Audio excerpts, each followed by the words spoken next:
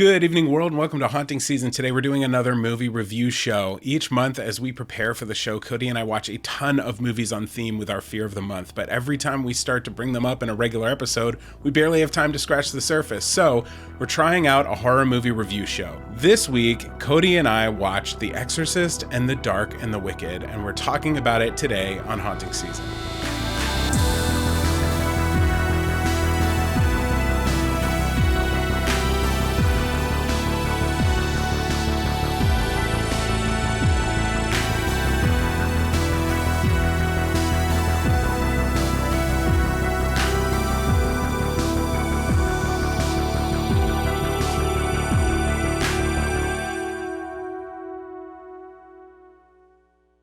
First up tonight is The Exorcist, one of the most iconic possession movies of all time. It was written by William Peter Blatty, who also wrote the book, which is always a good sign, and it hauntingly recounts the demonic possession of a young girl named Reagan as her mother and two Catholic priests attempt, well, an exorcism. There were all sorts of hurdles to making this film. To start, no one wanted to be in it, even though the book was a bestseller. It took twice as long to shoot and cost twice as much money as expected, and two of the actors suffered long-term damage to their bodies, not the least of which was the young and never-before-seen Linda Blair. But despite the roadblocks, this was the first horror film to be nominated for an Academy Award, and if that doesn't make it special, well, I don't know what does. This is a brilliant film that still mostly holds up. The makeup might be a little dated, Pazuzu might be a little clunky looking, but hey, it's the 70s, and this was a first of its kind. This movie legitimized horror movies in a way that no other film had, and paved the way for movies like The Omen, Burnt Offerings, Amityville Horror. This little flick had a small release in just 24 theaters, and reports were going around of people fainting, vomiting, even having heart attacks and miscarriages during the film. So you had to be brave to go see it. You know, in an age where we are always on our phones and stuck in our homes, I think it takes a lot of guts to black out the windows, close out the world, and sit and focus on a movie like that. That's what they did back then, and it sure as heck makes it scarier. Cody, you just rewatched this film. What did you think? This was like an annual kind of tradition where it was just like always around October. Okay, what are we going to do? Let's carve pumpkins and have some beers and watch Exorcist. And it was kind of on in the background. And it just became like, and I thought I was very familiar, like, oh, I've seen The Exorcist about 100 times. And so since this theme that we were talking about this month was grief, and I didn't want to Google, horror movies about grief, but I ended up doing that. And The Exorcist came up, and I was like, was Ellen Burstyn was she grieving something? And then so let me stop you there for a second, because I had a similar experience where this was on, kind of in the background, or I remember watching it really drunk in college or whatever. But the only thing I remember about it is the moments of the exorcism in the bedroom. I just remember it like starting there and ending there. And I don't remember there being any story or backplot or anything. I just remember Linda Blair in the bed, head spinning around, vomiting, right, and then doing with things the with crucifixes. Yes. Yeah. Right. And just the gory details, and then also like, oh, it's a demon. What was it, Captain Howdy or something like that? And it's like, oh, and then her like Linda Blair's performance, obviously, and Max von Sydow, the priest, and the temperatures getting. So how does this tie into grief? Because and we promised no spoilers, so good luck. But how does this tie into grief? It just seems like a Yeah, I guess I knew about this, but I didn't know the weight of it. But that it was on, Father Karras, the younger priest, not Max von Sydow's priest, but the younger priest. I looked it up on IMDb. I was like, how did I miss this? So his mother dies, and he feels responsible for her death because he chose a life in the church and didn't make enough money to pay her rent. So she was evicted from her apartment, and then she has to go, and she gets sick, and she dies alone in a hospital. And he feels, and he's grieving, and he's feeling responsible for her death. Meanwhile, he's dealing with Captain Howdy and this demon.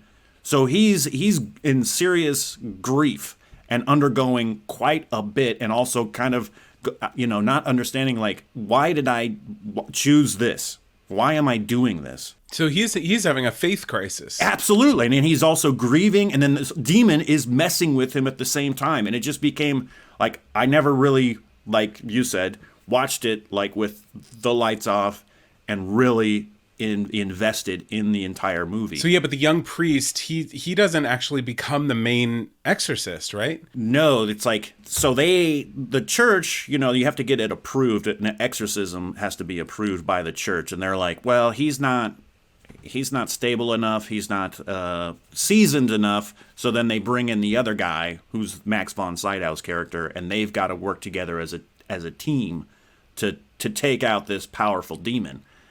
And without giving too much away, things evolve, and well, I have to put like brakes on there. But this demon really takes advantage of the younger Father Karras, and it sees the weakness. It sees the weakness of grief inside of him and plays with that. Exactly. Well, if you haven't seen The Exorcist, I would strongly suggest watching it, because not only is it still scary, but it's a historical piece. And if you're a horror fan, like, you have to go back and watch the things that really pave the ground for other films. Because without The Exorcist, there is no Conjuring movie. There is no Amityville Horror. There is no Stigmata. Remember that one? Yeah. So go back and watch The Exorcist. But our second film for today, and one that pairs really quite well with The Exorcist, is this movie called The Dark and the Wicked. I have to admit, when I saw the trailer for The Dark and the Wicked, I knew I wanted to see it, but I was way too scared. It took me a long time to build up the courage, but I'm glad I did. This movie is a perfect depiction of how grief over a loved one can consume an entire family. The story follows two siblings who come home to help their mother get through the final days of their dad slowly dying, and death is lurking in the house, thick like an evil fog of hallucinations, guilt, and tragedy. The movie is pretty relentless, graphic at times, and has some moments I can only describe as hair-raising. I mean, just look at that movie poster. Ugh, it freaks me out, man. I love this movie. I highly recommend it if you like haunting stories that feel real enough to have nightmares over. Joshua, can I be honest with you? Yeah. Or do you want me to lie? No, please. This is a I show of haven't watched honesty. this movie. I know. Okay. I didn't do the homework Okay. assignment. Okay, so No, that's fine. I'm going to pitch it to you, and I'm going to pitch it to the audience. This movie starts out with, again, no spoilers here. So this movie starts out with an older woman who is caring for her husband, who is on his deathbed. He is like moments away from dying. He's got the oxygen tubes in. They've got a family nurse that's staying. I don't think she's staying at the house. I think she's just like there from time to time, but the mom is like responsible at night. And of course, you know, with horror movies, like the bad shit starts happening at night. And so the two kids come home. They're both adults now, a son and a daughter, and they come home to help care for the dad. And that's when the setup of the movie happens, which is something happens with the mom, and you realize that she wasn't really herself. And it's revealed that she had been whispering things under her breath, these dark, ominous things under her breath. And like I said in the little setup here, things start to happen that feel kind of like hallucinations, but then there are real parts to them. And death is this very real character that is very maniacal, working in the lives of this family, and starts to just tear them to shreds. There are some jump scares. There are some weird things that happen with the dad, who apparently like cannot move, but then he might just appear somewhere, like when the daughter is taking a shower, you know, there's the dad like standing over with like the oxygen tank thing hanging, and then the brother comes running in and the guy's not there. Again, don't want to give away any spoilers. I believe that moment's in the trailer. But it just, oh man, this movie gets really under your skin and makes you feel like you can't trust anything. So a lot of visual, like, horror kind of stuff that sticks with you, like you mentioned Jack Torrance, and like there's stuff from The Shining where like the lady gets out of the tub, and that just stays with you for a long period of time. So there's like you've talked about the father watching the girl in the shower, or his daughter in the shower with the tubes. Yeah, and one thing I really, really love about horror movies like this is the horror isn't just limited to nighttime. There are things that happen during the day as well, where you're like, oh, it's daytime, it must be safe, but nothing is safe. Wrong. Well, all right. I'm sold. I'm sold. You gotta watch it. So the question always comes back: would you recommend this movie to somebody? I would recommend it. I would just say something people always ask on TikTok is it gory? Yeah, there's moments of gore in this, especially in the first 15 minutes. There's something that happens. It's hard to look away from, but it's also hard to look at. There's death. There's very, very little laughter. Gosh, that's what I love about like really great horror flicks is I love comedy in the horror genre, but there are some that pull it off. Yeah, and we're gonna have to come across some of those eventually. Not all of these movie reviews will be dark, hard to watch murder marathons. Some of the ones that we have coming up that Cody and I are going to be watching this month are Blue Ruin, La Llorona, the Spanish version and the English version, Doctor Sleep, Pet Sematary, Babadook, We Are Still Here, Like Mungo, Don't Look Now, Super Dark Times. I'm sure there's going to be a ton more, and any ones that we don't get to on an episode like this, I will be reviewing on our Haunting Season TikTok, which, by the way, is all bonus content that you don't get to see on here. So if you have TikTok and you like our show, hey, go check it out. Also, suggestions. What do you think? Yeah, and send your suggestions. I've been getting a lot, actually so many suggestions on TikTok from people that are, the movie list just for next month is quite long. And Cody, I wanted to tell you before we sign off here, so I've been collecting VHS tapes. Are you serious? Yeah, I've got... Now? Okay, this is just from Saturday. Oh my goodness! Are you getting these? Is this online buys and they're delivered to your house? No. It's my wife Courtney and we love to thrift, and I don't think you can see it right now, but I have a whole shelf of vintage cameras, and I like to find and fix vintage cameras and sell them online. But I wanted something that was a little bit cheaper to collect, and so for 50 cents. You can get things like, Sleepy Hollow in Spanish, or, Alien Resurrection. I've got Mr. Death, Independence Day, The X-Files. These are just the ones I found this Saturday, and they're like 50 cents. Can I raise a practical question at this point? Yeah. Do you have a VCR? Yes and no. I found one for $10. I'm on the hunt for one that works, because I found one for $10 and I put in 2 tapes and I ate them both. But I'm an expert from childhood at retrieving the tapes, so I don't think they're ruined. But this was the big find this weekend. This is from 1991. It's called Dolly, Dearest, and I just wanted to first I'll show you the front. It's Dolly, time to play. Dearest. Oh my goodness. 1991. I'll read you the back of it. Okay. A demonic black magic curse, centuries old, turns the world's most beautiful doll into the world's most savage killing machine. Now, this Dolly has her deranged eyes aimed at an innocent girl named Jessica and will do anything to possess her. Bizarre events explode in a ferocious frenzy of madness and mayhem. A housekeeper is torn apart. A watchman is hacked to pieces as the body count rises and the carnage continues. Jessica loses her soul to her new playmate. To save his daughter, Jessica's father must enter a nightmarish world where dark powers of evil have reigned supreme.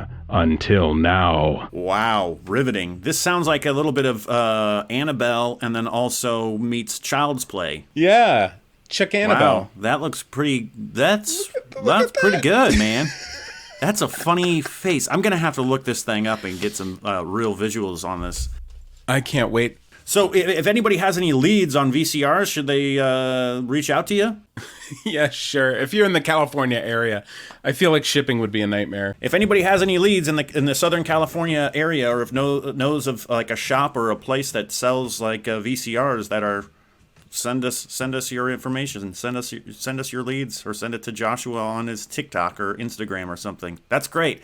So with post pandemic, when things kind of somewhat, everyone's vaccinated and Are you going to be having like big parties, viewing parties? I will be having parties. I will have people over. I will have a boob tube and a VHS player at that point, and we will sit back and relax and enjoy the horrors of old VHS, because it really, you just cannot get a better aesthetic than VHS when it comes to horror.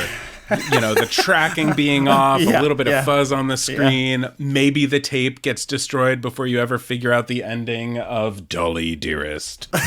Are you going to have a proper television from the 90s as well? I'm going to work on it. I have one here, but it doesn't have a screen. All right. Well, that's our show for today. If you want us to do more movie reviews like this, please let us know, because it's kind of a little bit of an experiment right now. And, see you next week.